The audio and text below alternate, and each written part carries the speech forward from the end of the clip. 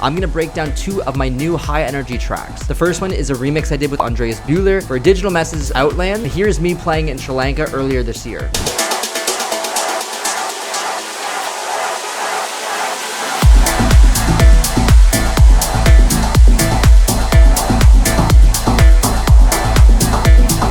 And here's a video of Hernan Cattaneo playing it.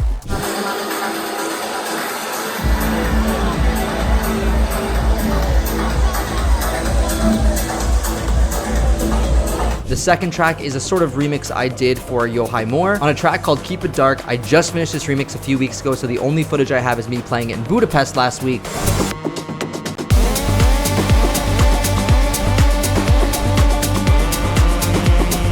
I have both condensed versions of these project files available for download in the link in the description below and up in this card right here. All right, let's jump into the tracks. The track is 123 beats per minute and it's in A minor, which is easy to remember because it's only white keys. And then the track itself, it's high energy and it has a lot of rhythmic percussive sounds and plucks that really drive the track and give it its unique flair. For my kick drum, I have 2 layers of kick. I have this first one, which is most of the bottom end and the low end of the kick, really punchy. And then I have this top end to help it cut through the mix a little bit better. This kick is from a sample pack by Basic Waves, and this one is by me on my Patreon, so I'll put links to both of those in the description below because they're both great kick sample packs. Both together, nice and powerful kick. And then I have some EQ, cutting out some of the resonances. There's this like kind of knock sound, this little click that I took out here. The drum bus is really great for adding a bit of color to the kick. It's only at 23% because I find that the drum bus actually is, it has a limiter in it, so sometimes it closes it down a little bit too much.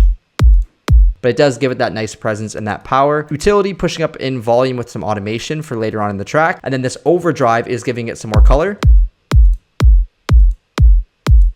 Very subtle, only 8%, but that's usually all you need, between 5 and 10%. And some multiband compression, pulling down the mids and pushing up the lows and the highs. Up next, we have the bass.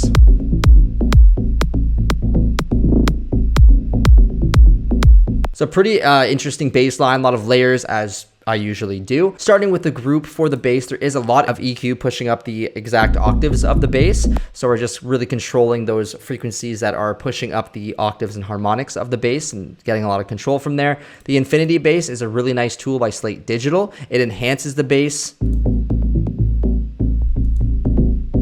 makes it feel really nice and deep and full. I love this tool. I use it in every track now. And then I have some compression, multiband compression, and then of course track spacer. This is to compress the low end from the kick. So the kick comes in, it squishes down the low end of the bass. Of course, we have our sidechain compression. Then we have the individual layers. So the first layer here is this nice gritty sound inside of Serum. So this is a preset. A lot of the time I use presets and then I change them to fit the track a little bit better. I'd say maybe half the time I create my own sounds, and then the other half I use presets and I cycle through and I find something that I like, and then I manipulate it to make it fit into my track. First oscillator is this triangle wave. It's pitched down 2 octaves. And then the second oscillator is this respace, which is pitched down 1 octave. It actually has multiple voices, which is a little bit weird for a bass sound, but it's fine because we're cutting out most of the low end. It's going up from like 150 hertz up. So the sound is a pluck. We have the envelope 2 on the cutoff here. And then what makes this sound unique, it has this movement to it, is I have this LFO controlling the wavetable position, a little bit on the cutoff and a little bit on the resonance. So it's following this pattern up and down of this envelope, starting here and following this path on these different parameters. And that's making it really interesting and has a lot of movement.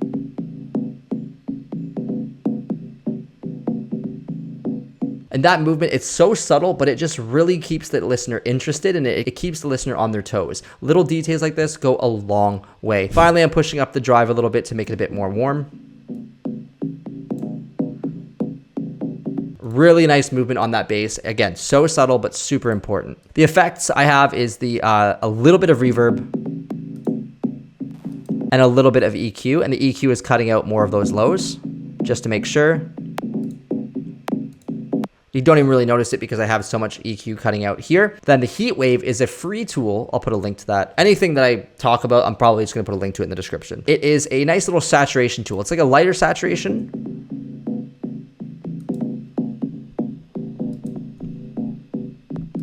It just crisps it up a little bit, and I like adding it to sounds that don't really need so much distortion. Track spacer from the kick, so I get that sidechain compression a little bit more. Multiband compression to pull down the lows a little bit more and push up the mids and the highs. Before we move on to the sub, let me just show you the MIDI.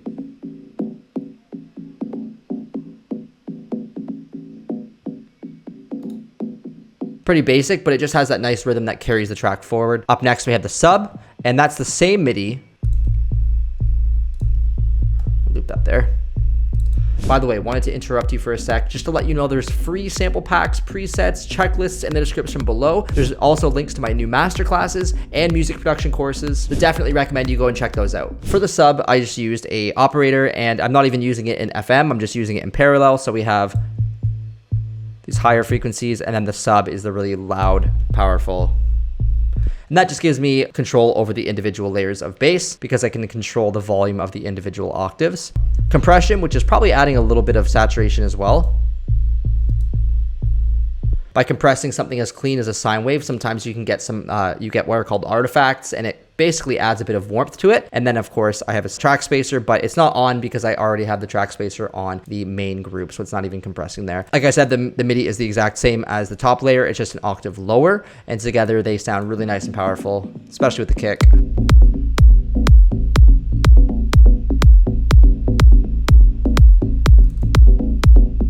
Track number 13 is a bass top, like it's just another bass layer. A little bit of velocity change here to create a little bit of variation.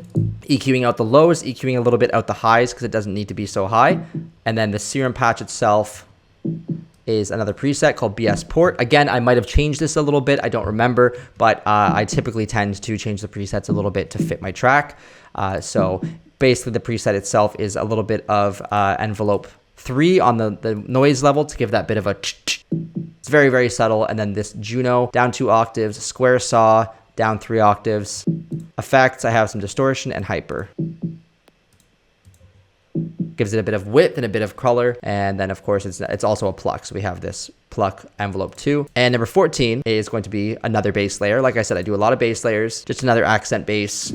This one is more of like a growl. So if I go into the sound, it's going to have a little bit of an attack, which sounds really nice and gritty, but really powerful. Distortion, it's not even on actually, so no distortion. Just the sound itself is a low sawtooth. It's a dirty saw and a saw rounded. And then it's just the lower octaves with a little bit of attack and a little bit of release gives you that nice whoa type whom sound. The last sound here isn't actually a bass, but we put it in the bass group because it's really rhythmic and it's percussive. But this is from the original. So from the original sound, it was this like really nice moving. I'm going to turn off all the processing here and just let you hear the original.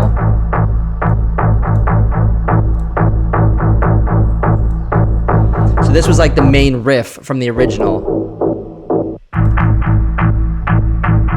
It's like a bass sound with a lot of white noise resonance on it. So what Andreas and I did is we took this sound and we made it into our own variation of that sound. We took out all the lows, and we made it more like resonant, more some sidechain from the kick, some more sidechain from the kick, or maybe they're both doing it. Maybe that's an accident that we have 2 there. Then we have the vocoder. This is adding a bit of crispiness, but with automation. So when the automation comes in, it makes it more exciting.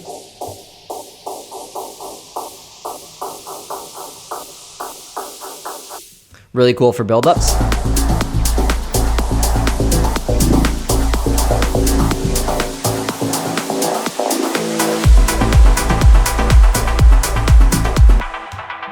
Nice.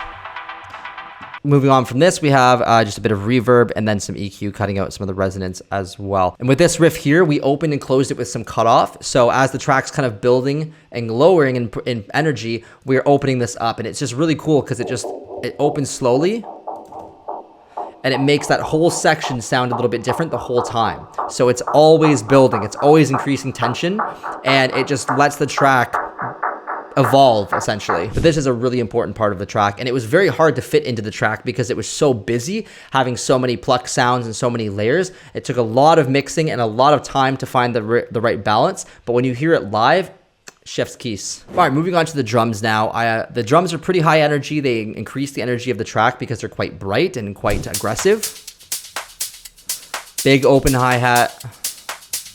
The group itself just has a clipper on it, cutting off any sharp bits. I mean, really cutting it off. Glue compression as well, and then some EQing. And then this is just for the breakdown to filter out the drums. For the drum layers, we have this hi-hat. It is a lot of layers. I wouldn't recommend doing this many layers unless you absolutely have to. My motto is like, if you can get it to work within 2 to 3 layers, you're good. If you're adding way more than that, you probably should just go back to what you're doing and see if there's, you know, a different sample you can choose. But we have 1 layer, hitting, 2. This one's super quiet. I don't even know why we, oh yeah, more bulking up the mids. This one's more of a shaker. And this one. So these 4 together. Maybe a little bit over the top, but that's okay. Vocoder adding a little bit of tail. Very subtle. Saturator adding a little bit of power. And then some EQ. Cutting out those low mids, and then another clipper to cut out any of the top bits. Love clippers. I'm definitely going to do a video on them. They're really, really valuable to me, and I would love to share that information. Now let me show you the MIDI real quick. Very basic, a little bit of swing on there, and just this like secondary shaker. Gives it a nice bit of a rolling feeling. The clap, 2 layers. Some EQ, cutting out some of that bite, that, right? It's a little bit too sharp. Very simple. Shaker, love using shaker loops. They add so much depth to your track. Very simple. Another shaker that I put in myself to add a bit more drive and a bit more color to the shaker loop, a little bit more energy. If we listen to the drums without the shaker,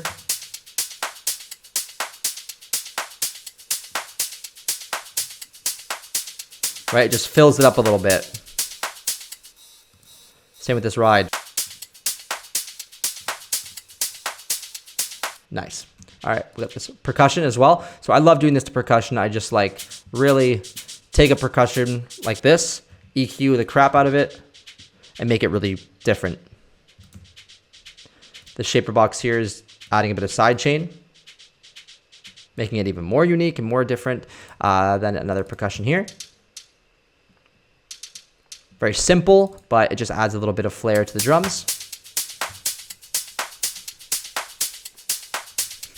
Very, very subtle, but it just adds that, you know, that little extra bit that sometimes makes a little bit of a difference at least. Then we have these rides in the final drop. This is to make it more energetic. And then a big old side chain on there. Without the side chain, doesn't sound very good, but with the side chain, it gets that nice pulsing.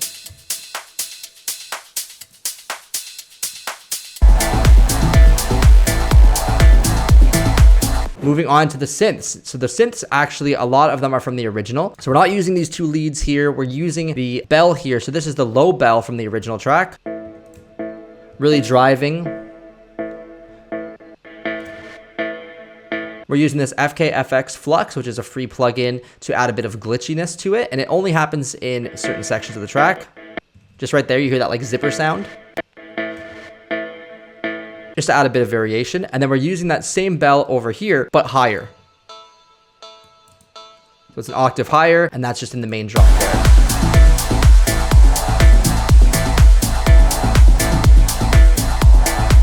What I like to do is I like to use the stems differently than the original artist. And these are really strong stems that Digital Mess provided for us. So we used them in a way that was completely different. And I think it really paid off, even though it was a huge pain in the butt to mix, because both of the main sounds we used were very percussive, like I mentioned before. And remember, you can download these condensed project files on my Patreon, as well as tons of other project files, presets, samples, and much more. The link for that is in the description or up in one of these corners. I always forget which one. We have a drone pad here, which is used to glue the track together. And I actually covered this in my latest video, so I'll put a link to that up here. This gritty wavetable sound, nasty. It's just a sawtooth with a lowered octave and a bit of attack and release. Some reverb, really rings out in the drop. Some horns here. That's a Pigments preset. We've pushed up the EQ. I know Pigments always takes absolutely forever to open up on here, but some big feedback on that, pushing up the EQ here just to get a bit more grit out of that Come on, Pigments, you got this. A few moments later. All right, and then it's called Ancient Menace is the preset. And we might have turned something off here. Like I said, I always change them. Some atmospheres from the original. Going to the stems from the original, we have the main lead. This lead was really great for the breakdown. I wish I could show you how he made it, but I don't have it. This is just a stem from the original, so we don't have the actual preset file. But such a good lead. Such a good lead. And what we did is we took the lower and we lowered it an octave and just cut this piece, basically. And we added a delay here, so as it's ringing out here, it like builds up with the build up. Do.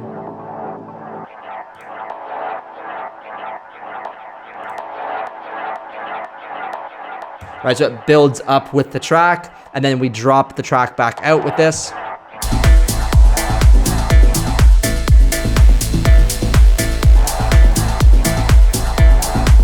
Right, it fills up and it glues that track really well together. And then lastly, we just have some, some ambience things. I think these are also from the original. And we just lowered the pitch. So it was the regular pitch, lower pitch, regular pitch. Last thing from the original are these old stabs here. Again, huge stem here, lots of stuff going on. But we just used a small section and added a buttload of delay and reverb.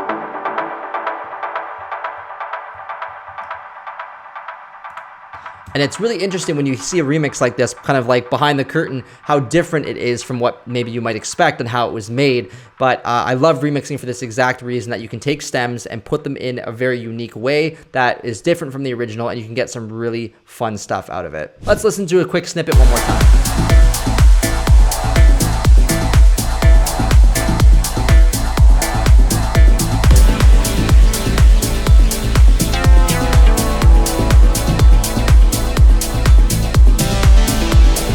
The next track I have is by Yohai Moore. It's called Keep It Dark, and it's a Dowden reformat. The reason I didn't call it a remix is because I actually wanted to make an edit of this track. I thought it was a really great track on its own, but I wanted to put my own twist on it. I've been playing it live at least for the past like 8 months, and I absolutely loved it. So I wanted to make my own version, and so I didn't want to do a full remix. I just changed some things, I added some things, and I made it what I called a reformat, because it's not a full mix, and it's a little bit more than like a simple edit. Quick reminder what we're working with.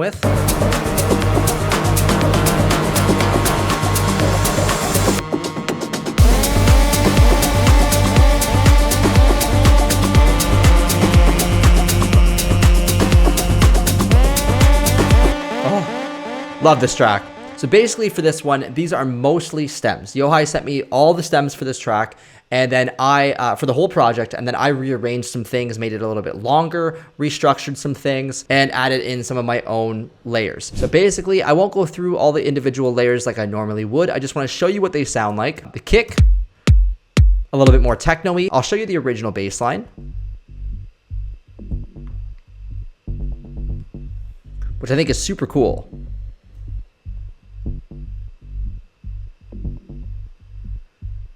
Very like evolving, a lot going on, but I wanted something that was a bit more driving and a bit more progressive, a bit more like powerful. So I added in my own sub, which sounds like this.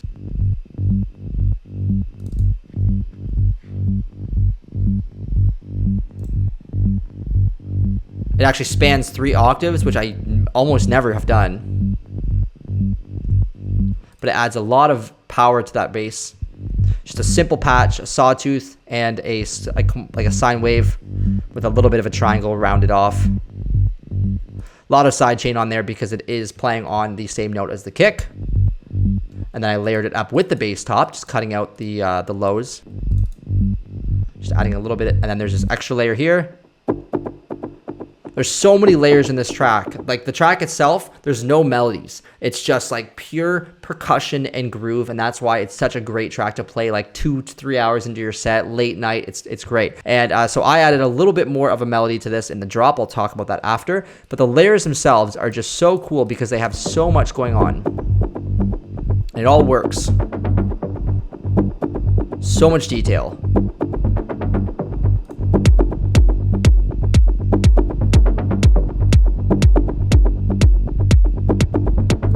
Super, super cool. Okay, moving on, we're gonna go up to the drums next. So the drums, same thing, lots going on, lots of percussion.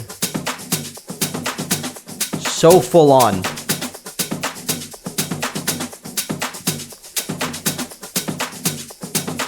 So for this, we have a big open hi-hat that I added in myself because I wanted to increase that energy a little bit, and some rides over here. Same as the track before. The clap. Second clap. Together. Shakers. Very aggressive shaker.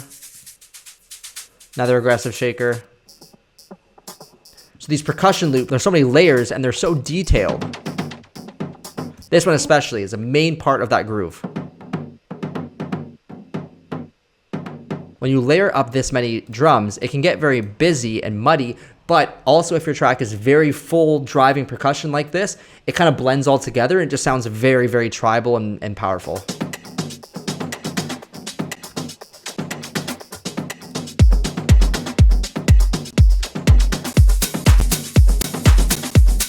And that's what I loved about this track too, is it goes kind of against what you're usually taught to not have so many layers overlapping. And so it was a good learning experience for me to see a project with this many layers, how well it can work. Up next, we have the synths, some pads here. Again, pads that are kind of random, but they work in the track. Right? There's so much movement, so much delay, so much panning that it just sounds so detailed. A drone that's more like white noisy. Another drone. Kind of gluing it all together. This drop drone here. Some atmospheres.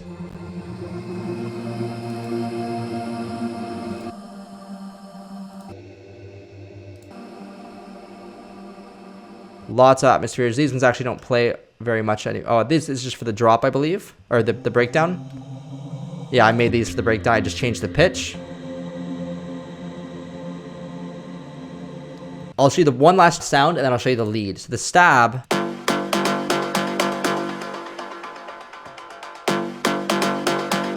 Sounds really cool.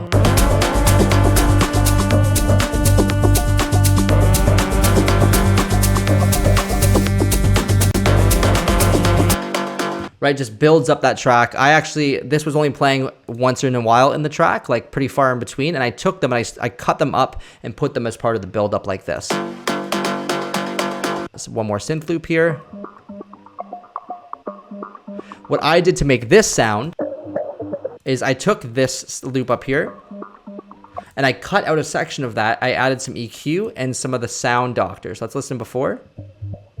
Right, sounds just like the layer before it. I added some EQ, some more EQ, and then this sound doctor, lovely tool. Absolutely love it. I use it all the time now. It's just a really cool effect plugin. Right, it adds tons of value to that sound, and then I layered that up with the rest of the percussion and everything. It just cuts through the mix. Right here.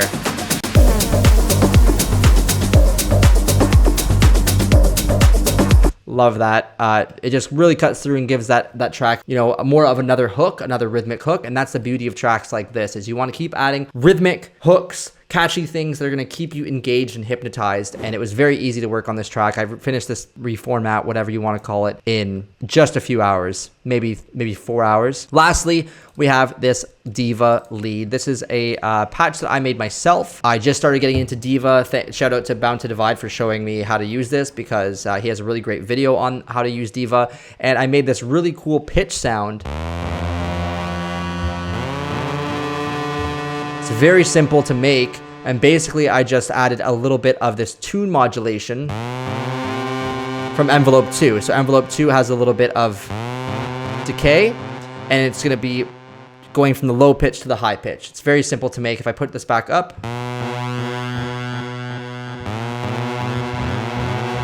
so basically this envelope here is dropping the pitch and then bringing it back up, and then it's just such a warm sounding synth that it sounds really nice. Of course, some delay and reverb, decapitator for some distortion.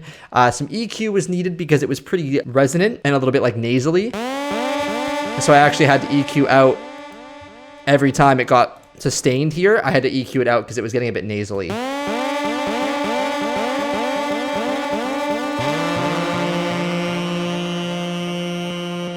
Right here, that ringing. So I use the EQ to cut those out. You can watch it right here.